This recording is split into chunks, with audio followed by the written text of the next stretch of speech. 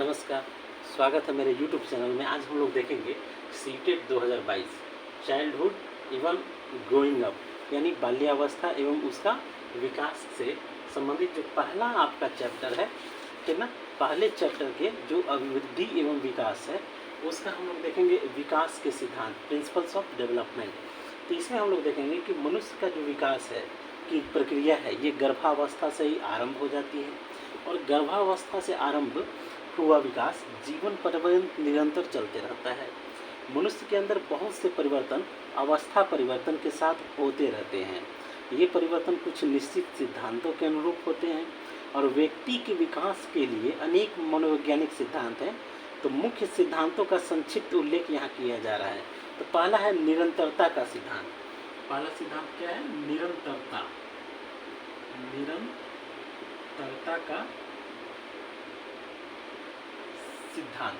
तो इसमें हम लोग देखते हैं कि मानव विकास एक सतत प्रक्रिया है, ठीक ना, जो जन्म से लेकर मृत्यु तक निरंतर चलते रहती है तथा उसमें कोई भी विकास आकस्मिक ढंग से नहीं होता है बल्कि धीरे धीरे होता है। स्किनर के अनुसार विकास प्रक्रियाओं की निरंतरता का सिद्धांत केवल इस तथ्य पे बल देता है कि व्यक्ति में कोई आकस्मिक परिवर्तन नहीं होता है। जैसे उदाहरणार्थ मनुष्य की शारीरिक अभिवृद्धि आयु बढ़ने के साथ साथ धीरे धीरे बढ़ती है, ठीक ना, एकदम नहीं, और परिपक्वता प्राप्त करने के बाद रुक जाती है। जहाँ तक मनोशारीरिक क्रिया अनुक्रिया की बात है उनमें निरंतर परिवर्तन होते रहता है। इन परिवर्तनों में प्रगतिशील ऊर्ध्वगामी परिवर्तनों के विकास को कहा जाता है। यह एकदम नहीं होता है, जैसे जैसे नए अनुभव होते हैं वैसे वैसे नई प्रतिक्रियाएं होने लगती है, उनमें विकास होता रहता है। अगला है व्यक्तिगतता का सिद्धांत। दूसरा है व्यक्तिगतता का सिद्धांत। इस सिद्धांत के अनुसार मानव विकास का एक समान प्रतिमान होता है, किंतु वंशानुक्रम और वातावरण की भिन्नता के कारण प्रत्येक व्यक्ति के विकास में कुछ भिन्नताएं भी होती है। जिस प्रकार कोई भी दो व्यक्ति पूर्ण रूप एक समान नहीं हो सकते, उसी तरह दो अलग अलग व्यक्तियों का विकास भी पूर्ण रूप से एक तरह नहीं हो सकता है। इसके अतिरिक्त बालक और बालिकाओं के विकास में भिन्नताएं होती हैं। उदाहरणार्थ बालिकाओं का शारीरिक विकास बालकों के शारीरिक विकास से बहुत ही अधिक भिन्न होता है। अगला है परिमार्जिता का सिद्धांत। तीसरा है परिमार्जिता का सिद्धांत। इस सिद्धांत के अनुसार बालक का जो विकास की दिशा और गति का परिमार्जन किया जा सकता है। इस सिद्धांत का जो शैक्षिक निहितार्थ अत्यधिक महत्वपूर्ण है। शिक्षा का उद्देश्य है बालक का संतुलित और सर्वांगीण विकास करना है। शिक्षा और प्रशिक्षण के द्वारा बालक के व्यवहार को वांछित दिशा में अनुप्रेरित किया जा सकता है। बालक के विकास की दिशा और गति को परिमार्जित कर उसके व्यक्तित्व के व्यवस्थापन को बिगड़ने से बचाया जा सकता है। अगला चौथा है विकास क्रम का सिद्धांत, ठीक है। चौथा है विकास क्रम का सिद्धांत। तो इस सिद्धांत के अनुसार यद्यपि विकास की प्रक्रिया गर्भावस्था से मृत्यु पर्यंत निरंतर चलती रहती है, परंतु इस विकास का एक निश्चित क्रम होता है। सबसे पहले बालक गामक या भाषा संबंधी विकास होता है, फिर बालक पहले क्रंदन करता है, रोता है, फिर निरर्थक शब्दों का उच्चारण करता है, अंत में सार्थक शब्दों का और वाक्यों तक पहुंचता है। तो इस प्रकार गामक विकास में बच्चा पहले हाथ पैर पटकता है, फिर पलटता है, फिर बैठता है, फिर खड़ा होता है, चलता है। ये आपका डेवलपमेंट ऑफ सीक्वेंसेस है, विकास क्रम का सिद्धांत है। अगला है सामान्य से विशिष्ट प्रतिक्रियाओं का सिद्धांत। पांचवा है सामान्य से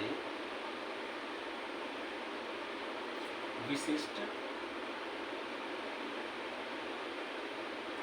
प्रतिक्रियाओं का सिद्धांत। इसमें हम देखेंगे कि मनोवैज्ञानिकों ने स्पष्ट रूप से कहा है कि मनुष्य का विकास सामान्य प्रतिक्रियाओं से विशिष्ट प्रतिक्रिया की ओर होता है। हरलोक महोदय कहते हैं कि विकास की सब अवस्थाओं में बालक की जो प्रतिक्रियाएं हैं विशिष्ट बनने से पूर्व सामान्य प्रकार की होती है।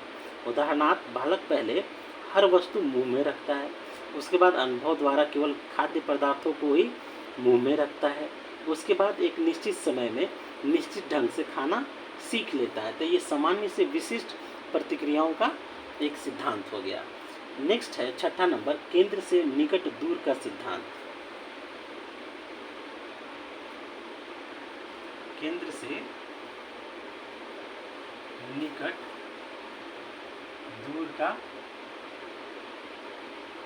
सिद्धांत। इस सिद्धांत के तहत विकास का जो केंद्र है, केंद्र बिंदु है, स्नायु मंडल होता है और विकास की गति केंद्र से दूरवर्ती भागों की ओर चलती है। पहले स्नायु मंडल का विकास होगा, फिर स्नायु मंडल के निकटवर्ती भाग जैसे हृदय है, छाती है आदि का विकास होगा। अंत में दूरवर्ती भागों एवं उंगलियों पर नियंत्रण होता है। कि केंद्र से निकट दूर का सिद्धांत ये है। अगला है मस्तकाधोमुखी का सिद्धांत। सातवां है मस्तकाधोमुखी सिद्धांत। इस सिद्धांत के अनुसार विकास की प्रक्रिया सिर से आरंभ होकर पैर की ओर जाती है, अर्थात विकास ऊपर से नीचे की ओर चलता है। गर्भ में पहले सिर विकसित होता है, गर्भ के बाद बालक सर्वप्रथम सिर को उठाता है, फिर धड़, फिर बाद में दूसरे अंगों जैसे पैरों का हिलाना डुलाना सीखता है। बैठने के पश्चात चलना दौड़ना इत्यादि भी सीखता है। अगला है एकीकरण का सिद्धांत। आत्मा एकीकरण का सिद्धांत। इस सिद्धांत के अनुसार विकास की प्रक्रिया एकीकरण के सिद्धांत का पालन करती है। इसके अनुसार बालक अपने संपूर्ण अंग को और फिर अंग के भागों को चलाना सीखता है। इसके बाद वह उन भागों में एकीकरण करना सीखता है। सामान्य से विशेष की ओर बदलते हुए विशेष प्रतिक्रियाओं और चेष्टाओं को इकट्ठे रूप में प्रयोग में लाना सीखता है। उदाहरण के लिए एक बालक पूरे हाथ को, फिर उंगलियों को, फिर हाथ एवं उंगलियों को एक साथ चलाना सीखता है। तो ये एकीकरण का सिद्धांत हो गया। इसके बाद अगला है परस्पर संबंध का सिद्धांत। नौवां है परस्पर संबंध का सिद्धांत। तो इस सिद्धांत के तहत मनुष्य के शारीरिक, मानसिक, भाषाई, संवेगात्मक, सामाजिक, चारित्रिक सभी प्रकार के विकास में पारस्परिक संबंध होता है। ये एक दूसरे से निर्भर भी होते हैं। एक के साथ अन्य सबका विकास होता है। उदाहरण के लिए जैसे जैसे व्यक्ति के शरीर के बाह्य और आंतरिक अंगों में वृद्धि होती है, उनका आकार एवं भार भी बढ़ता है। वैसे वैसे शरीर के अंगों की कार्यक्षमता का विकास भी होता है। जैसे जैसे उसके शरीर के अंगों, विशेषकर ज्ञान इंद्रियों, कर्म इंद्रियों की कार्य क्षमता बढ़ती है, वैसे वैसे उसका मानसिक, भाषाई, संवेगात्मक, सामाजिक, चारित्रिक विकास भी होता है। हाँ, यह आवश्यक है कि इसके लिए उचित वातावरण एवं शिक्षा भी उपलब्ध हो। अगला है समान प्रतिमान का सिद्धांत। अगला है आपका समान प्रतिमान का सिद्धांत। पहले देख लेते हैं। इसमें निरंतरता का सिद्धांत, व्यक्तिगतता का सिद्धांत, परिमार्जिता का सिद्धांत, विकास क्रम का सिद्धांत, सामान्य से विशिष्ट प्रतिक्रियाओं का सिद्धांत, केंद्र से निकट दूर का सिद्धांत, मस्तकाधोमुखी सिद्धांत, एकीकरण का सिद्धांत, परस्पर संबंध का सिद्धांत। इसके बाद दो और हैं, उसको भी चल लेते हैं, देख लेते हैं। चलिए, इसके बाद आपका 10वें नंबर पे है, ठीक ना, समान प्रतिमान का सिद्धांत। समान प्रतिमान का सिद्धांत। इस सिद्धांत के तहत समान प्रजाति के विकास के प्रतिमानों में समानता पाई जाती है। प्रत्येक प्रजाति, चाहे वह पशु प्रजाति हो या मानव प्रजाति, अपनी प्रजाति के अनुरूप विकास के प्रतिमान का अनुसरण करती है। संसार के समस्त भागों में मानव शिशु के विकास का प्रतिमान एक ही है, ठीक ना। इसके बाद 11वां है वंशानुक्रम एवं वातावरण की अंतःक्रिया का सिद्धांत। अगला है वंशानुक्रम एवं वातावरण की अंतःक्रिया का सिद्धांत। वातावरण की अंतःक्रिया का सिद्धांत। नेक्स्ट है, इसमें हम लोग देखेंगे इस सिद्धांत के अनुसार बालक के विकास में वातावरण और आनुवंशिकता दोनों का सापेक्षिक महत्व होता है। विकास दोनों की अंतःक्रियाओं का परिणाम होता है। जैसे किसी बीज में अंतर्निहित क्षमताओं को प्रस्फुटित करने के लिए मिट्टी, खाद, पानी, हवा की आवश्यकता होती है, उसी प्रकार बालक में आनुवंशिकताओं से जो क्षमताएं उपस्थित होती हैं उन्हें अच्छे वातावरण द्वारा ही पूर्ण रूप से विकसित किया जा सकता है, अन्यथा वह भेड़िए द्वारा पालित बच्चे की तरह अविकसित रह जाएगा। ठीक ना। तो 1951 ईस्वी में भेड़िए द्वारा पालित एक बच्चा मिला जिसे लखनऊ के बलरामपुर अस्पताल में रखा गया, जिसका नाम रामू रखा गया। इसका विकास भेड़ियों की तरह था। इस प्रकार व्यक्ति के विकास के लिए वातावरण और आनुवंशिकता दोनों का महत्वपूर्ण स्थान है। अब हम लोग विकास के सिद्धांतों का शैक्षणिक महत्व क्या है इसको देखेंगे। ठीक ना। ठीक, विकास के सिद्धांतों का शैक्षिक महत्व। विकास के सिद्धांतों का शैक्षिक महत्व। शैक्षिक महत्व इसमें देखेंगे। देखिए, पहला है आपका कि विकास के उपयुक्त सिद्धांतों का शैक्षिक दृष्टि से बहुत ही ज़्यादा महत्वपूर्ण स्थान है।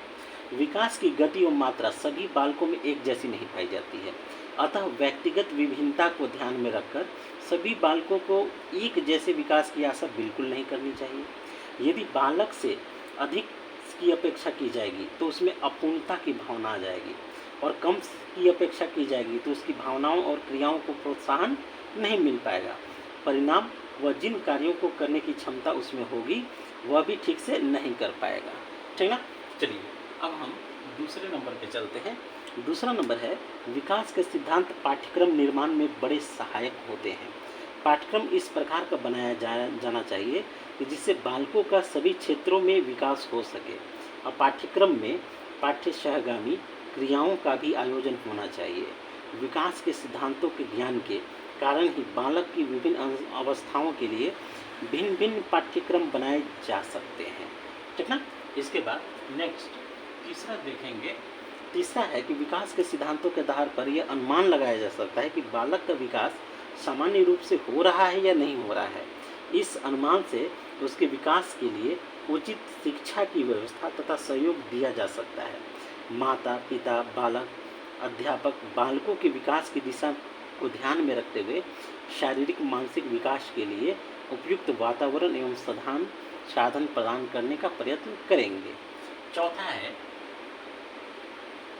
कि विकास किस प्रकार का होता है, इसके ज्ञान से अभिभावक व अध्यापक यह निर्धारित कर सकेंगे कि बालक के विकास के लिए कब अधिक और कब कम प्रयत्न किया जाना चाहिए। इस प्रकार ज्ञान बालक के विकास के लिए उपयुक्त वातावरण तैयार करने में सहायता देता है। जैसे जब शिशु चलना आरंभ कर देता है तब उसे चलने के अभ्यास के लिए पूर्ण अवसर, उपयुक्त वातावरण और उपयुक्त सामग्री प्रदान करना चाहिए। उचित वातावरण के अभाव में ध्यान न देने पर वह देर से चलना आरंभ करेगा। विकास की प्रत्येक अवस्था की संभावना और सीमाएं होती हैं।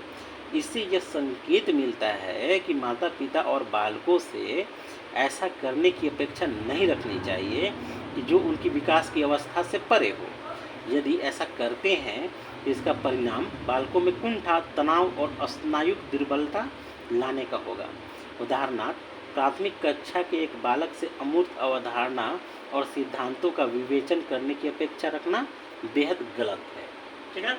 अगला है, 5वां नंबर है कि विकास एक की अंतः संबद्धता ज्ञान को अंतः संबंधित तरीके से प्रस्तुत करने का संकेत देती है।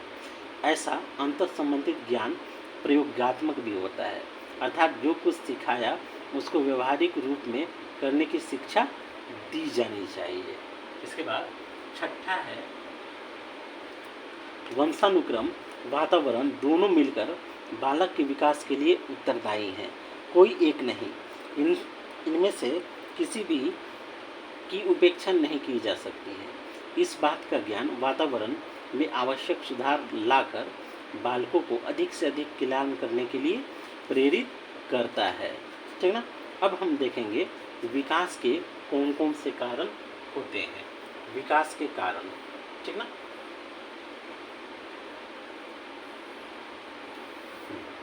विकास के कारण,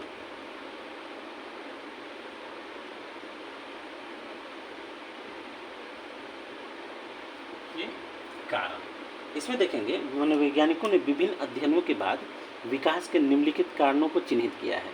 जैसे परिपक्वता, ठीक है, पहला है परिपक्वता। परिपक्वता यानी मैचुरेशन। हरलॉक जी ने कहा है कि परिपक्वता की अवधि से तात्पर्य व्यक्ति में जो मौजूद आंतरिक योग्यताओं का विकास या उनका अनावरण है।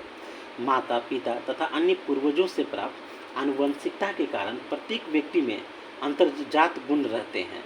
यह बालक के विकास पर सीधे निर्भर नहीं रहती है, बल्कि पर्यावरण में जिन विविध घटकों के संपर्क में वह आता है उनसे भी कुछ सीमा तक इसको उद्दीपन मिलता है तथा प्रभावित होता है।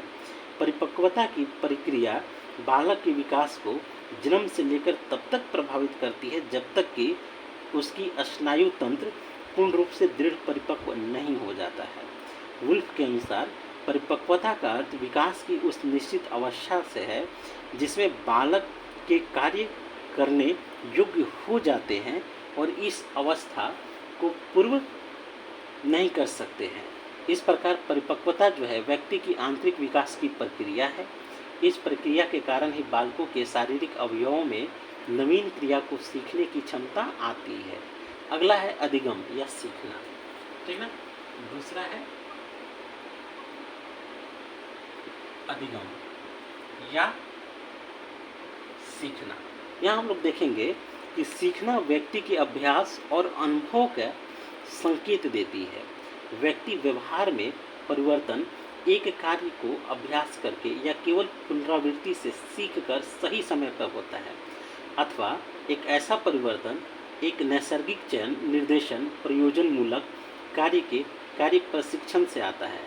सीखने की जो प्रक्रिया निरंतर चलती रहती है, इसके कारण ही बालक विकास की ओर बढ़ता है। परिपक्वता अधिगम क्रियाओं में घनिष्ठ संबंध होता है, दोनों ही एक दूसरे से प्रभावित करती हैं। विकास की दृष्टि से दोनों ही महत्वपूर्ण हैं। परिपक्वता का संबंध वंशानुक्रम से तथा अधिगम का संबंध वातावरण से होता है। तो परिपक्वता और अधिगम इस तरह एक दूसरे से जुड़े रहते हैं। एक की तीव्रता दूसरे की तीव्र, एक की मंदता दूसरे को गति को भी मंद कर देती है। हरलॉक जी ने कहा है कि परिपक्वता शिक्षा की कच्ची सामग्री है तथा व्यक्ति व्यवहार की पहले से अधिक सामान्य अवस्थाओं और श्रेणियों का एक बड़ी सीमा तक अवधारणा करता है। विकास पर वातावरण प्रभावों सीखने के महत्व को किसी तरह कम नहीं करती है।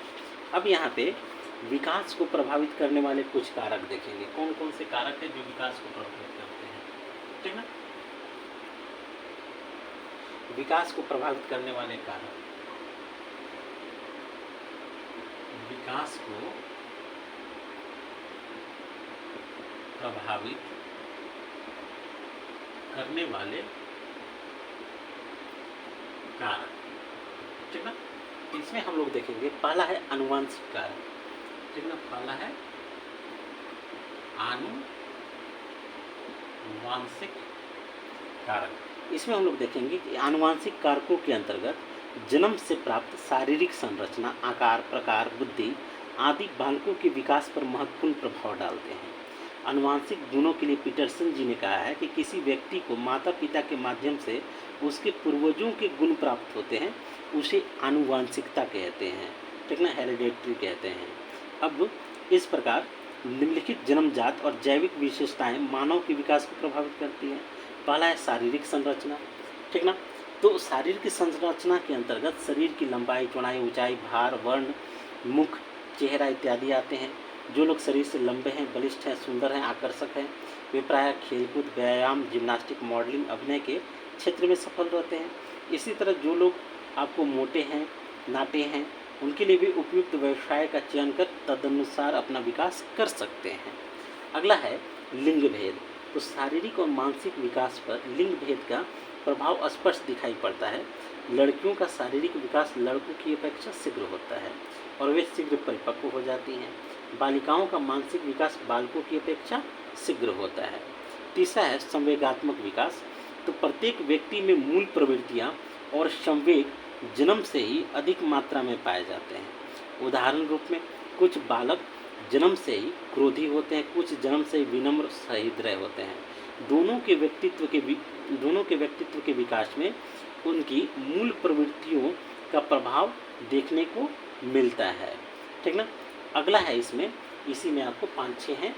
ठीक ना। इसमें कुल मिला के आपके 6 कारक हो जाते हैं। 1 2 3 4 5 6 कारक हो जाते हैं। तो इनमें अगला है बुद्धि, चौथे नंबर पे है। तो बालक के विकास को प्रभावित करने वाले कारकों में बुद्धि का महत्वपूर्ण स्थान है। अनुभव के आधार पर पाया गया है कि अधिक बुद्धि वाले बालकों का विकास तीव्र गति से होता है। टर्मन ने अपने परीक्षण के आधार पर बालकों के चलने, बोलने और के संबंध में निम्न तथ्य प्रस्तुत किए हैं।